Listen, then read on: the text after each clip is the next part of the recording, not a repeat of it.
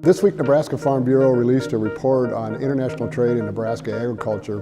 And with all the concern and all the media attention and the focus on trade right now, we thought it'd be appropriate to look a little more deeply into Nebraska trade, particularly agriculture trade, and try to figure out what exactly is at stake for Nebraska in some of these trade negotiations, these potential trade disputes. One of the things we looked at, obviously, is the history of exports from the state of Nebraska, ag exports. And when you look in 2016, ag exports were $6.6 billion, which is 3 times greater than what we exported in 2000. So we've seen a tremendous growth in ag exports over the last 10 to 15 years.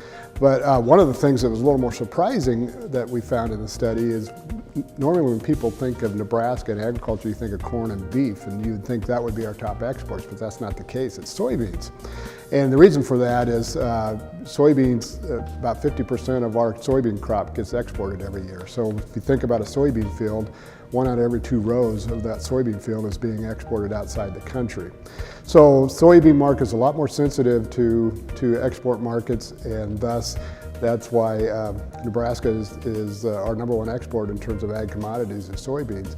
And to take that a little further, we looked at counties and what the top export commodity was for each county on the basis of value. We found in 42 counties in the state of Nebraska, soybeans are the top value export.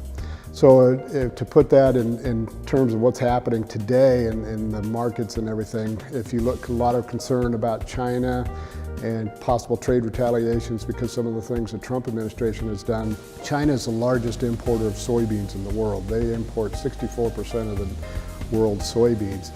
And so if something were to erupt there where China would put some kind of restriction on imports of U.S. soybeans, it would be those 42 counties in Nebraska that would be most sensitive or most effective by that action. The other thing we did, we tried 3 different ways to measure the value of exports and try to bring it down to, you hear these figures like I just threw out, $6.6 billion. Well, what does that mean? So we tried to break it down by county and then on a per farm basis, and then what we call on a per unit basis. We're all used to prices per bushel or price dollars per head for cattle and hogs.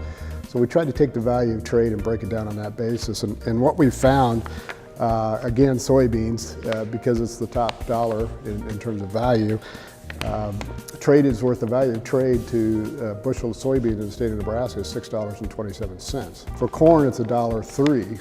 And then for wheat, $2.04. And beef, $169 a head. And $68 a head for pork.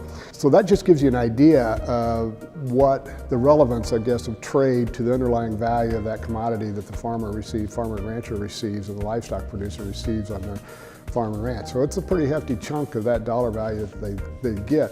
The other thing we did then is looked at counties and what is the value of trade to the county. And we found Platte County was the top in the state with over $148 million of value derived from trade in 2016. And then we had 11 counties total that derived over $100 million of value from trade. And I should note that includes, we tried to include the value of byproducts that are derived off of soybeans and corn, so like ethanol and distillers grains on corn and soybean meal on soybeans, and tried to add those into the value, so that's captured there as well too.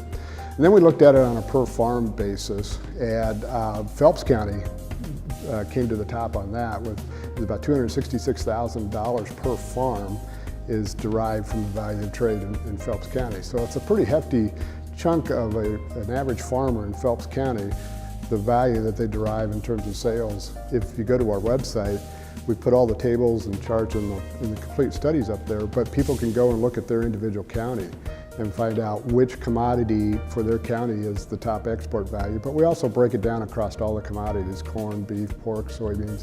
In total, we tried to bring down this reality of what trade means to farmers and ranchers and counties across the state. We hope it's information that people can use as we talk to the Trump administration and elected officials and others about the importance of trade, and give our farmers and ranchers out there some information that they can use in those discussions.